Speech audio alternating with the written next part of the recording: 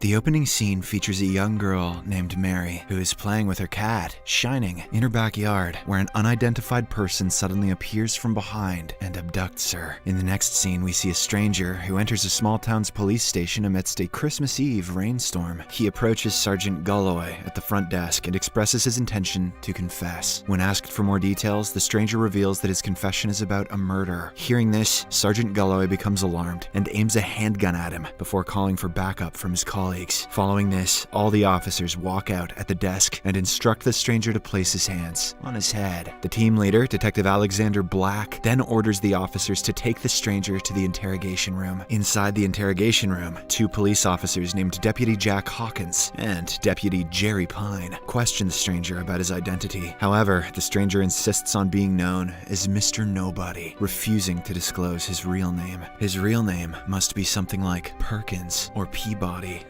As the interrogation progresses, the stranger deliberately provokes Jack, prompting the officer to almost assault him. At the same time, Detective Alexander enters the room and interrupts the situation. He tries to extract information from the stranger, but Mr. Nobody remains unresponsive. As a result, Alexander instructs the officers to mugshot and fingerprint him before placing him in a cell. Just before leaving, Mr. Nobody notices a dedication text on Detective Alexander's golden metal pen and remarks upon it. This draws the suspicion of the detective, who seems to have received that pen from his missing daughter, Mary. On the other hand, in a secret room of the police station, Deputy Toby Sherwood and Deputy Jane Hollows are engaged in a private moment. During this, Jane experiences a vision of Mr. Nobody watching them from a distance. However, the mysterious figure vanishes when she looks at it for the second time. Toby inquires about what she saw, but she dismisses it as a possible hallucination caused by excessive caffeine. If coffee could do that, I'd be tripping balls all the time. Meanwhile, the officers find themselves perplexed upon discovering that the stranger does not possess any fingerprints. In light of this revelation, Jack decides to cross-reference the stranger's appearance with past criminal records. For this, he firstly examines the recently taken mugshot of Mr. Nobody, and is startled to find that it has only captured the clothes the stranger was wearing. Just then, Jack hears the stranger whistling an eerie tune, which sends shivers down his spine. However, he conceals his fear and steps outside to calm himself with a cigarette. Shortly after, Alexander instructs his subordinates to bring the stranger back to the interrogation room for further questioning. Toby then asks Gulloy about the cell in which the stranger has been held, to which the latter responds with cell number 4. Toby and Jerry proceed to that particular cell, only to discover it empty. Surprisingly, the stranger is moved to cell number 3. Despite this unusual occurrence, the officers do not pay much attention and dismiss it as a simple oversight on Gulloy's part. Outside the police station, Jack's trembling hand shows his fear as he smokes, clearly affected by recent events. Moments later, he heads inside and confides in Jerry that the stranger bears a striking resemblance to a drifter whom they had arrested a year ago during their investigation into the disappearance of Mary Black. When they were unable to prove him guilty, Jack and the others resorted to assaulting him in an attempt to extract a confession, even though the accused vehemently maintained his innocence.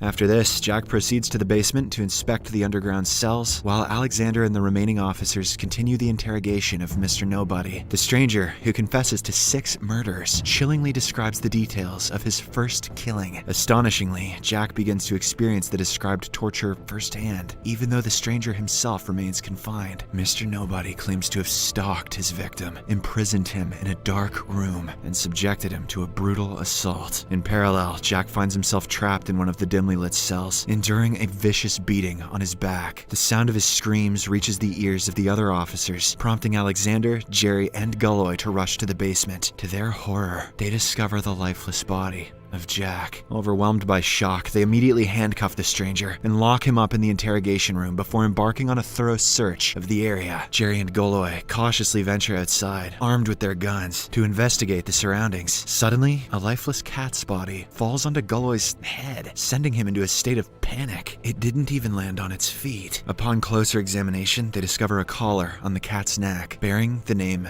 Shining, which makes them realize that it is the same cat Mary used to play with. They quickly quickly report their findings to Alexander, who is unable to understand what's going on. Jerry then recalls Jack's earlier claim and shares it with the others, revealing that the 6 of them had wrongly arrested and subjected an innocent man to torture in the past, all for the sake of Mary. Galloway informs the group that the victim of their unjustified violence is still in a coma, being cared for at a medical facility. In the midst of their discussion, they hear footsteps on the roof, prompting Alexander to send Galloway and Jerry to investigate, while the remaining 3 officers return to continue their investigation with the stranger. Mr. Nobody then proceeds to describe his second victim, asserting that the person was a coward who made no attempt to fight back. According to the stranger's account, he approached the victim from behind, strangled him with a rope, and hanged him to death. Astonishingly, Galloway's body suddenly appears outside the window, suspended by a rope, exactly how the stranger described. The officers are gripped with terror. "Stop fooling around out there, Galloway," prompting them to confine the stranger in a cell and to decide to contact the medical facility to gather information about the drifter. To their shock, they discover that the victim had died earlier that evening, precisely at the same time the stranger entered the police station. This revelation proves that the stranger is not the person they believed him to be. Following the mysterious deaths of 2 officers, the remaining members of the group resolve to seek assistance from other officers. They attempt to contact them through radio signals, but their efforts prove futile. Following this, Toby and Jane set off in search of help, driving through the woods. As they proceed, they come across another patrol car and decide to pull over. Stepping out of their vehicle, they investigate the other police car, but find it empty. Meanwhile, at the police station, Alexander and Jerry approach the stranger's cell. To their shock, the stranger expresses his readiness to confess to yet another murder. Recognizing a pattern,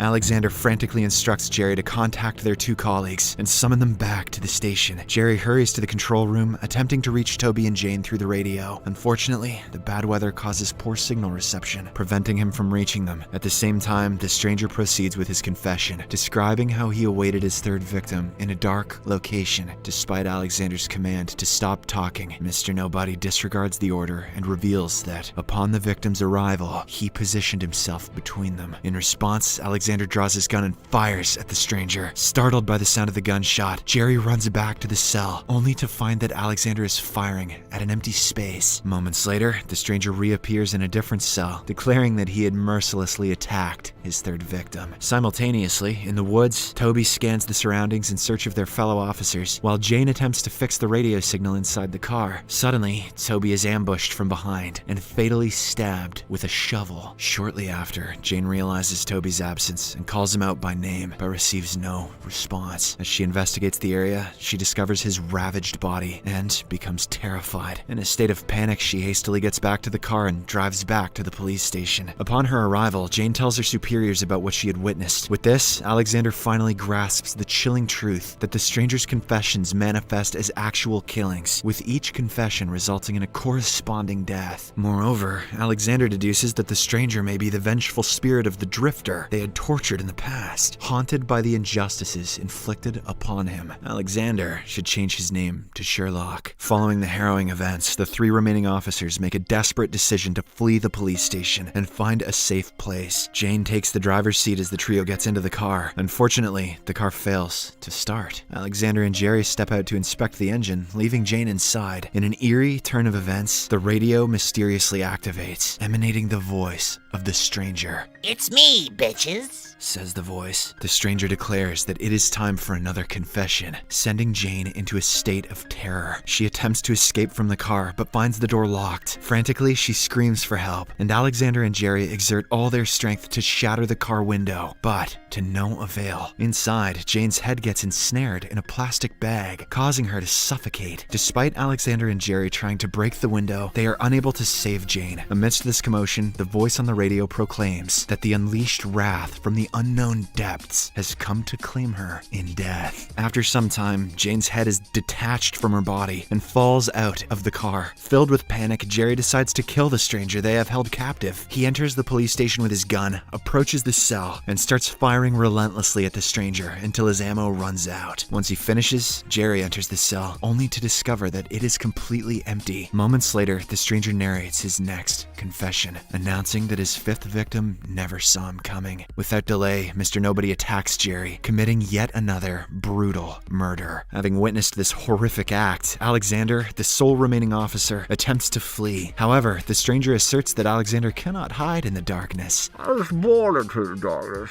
and that every path leads to him. Just as he said, Alexander enters a club for help, but somehow ends up inside the police station, where he is confronted by the stranger once again. Helpless, Alexander offers an apology for assaulting an innocent suspect. In response, the stranger reveals a shocking truth. He was the one responsible for murdering Alexander's daughter. The detective is shaken by this revelation and demands an explanation for the unfolding nightmare. The stranger claims that he sought revenge. According to him, he had languished in a coma for nearly a year, and all this time, he dreamt of vengeance. The stranger then proceeds to make his final confession, revealing that Detective Alexander Black is his ultimate victim. However, before the stranger can divulge more details, Alexander impales his own ears with his daughter's golden metal pen, desperately attempting to avoid hearing the confession. Seeking refuge, Alexander hides beneath a desk, where he experiences a vision of his deceased daughter. In this vision, Mary informs him that the stranger is an evil person, but Alexander has the power to stop him. When asked how, Mary discloses that the stranger despises his own name and wishes to keep it anonymous. Nonetheless, Mary tells him that she knows the stranger's name and whispers it into his deafened ear. How did he hear it then? Armed with this newfound knowledge, Alexander rises, clutching his gun, and boldly addresses the stranger by his name. Stanley Harperton. I knew it was nerdy. This unexpected revelation unsettles the stranger, and seizing this opportunity, Alexander fires his shotgun at the stranger, causing him to plummet through a window and vanish from sight. In the aftermath of this event, the sun ascends on the following Christmas Day. Alexander catches a final glimpse of his daughter on the stairs. She bids him farewell with a wave and walks away, presumably leaving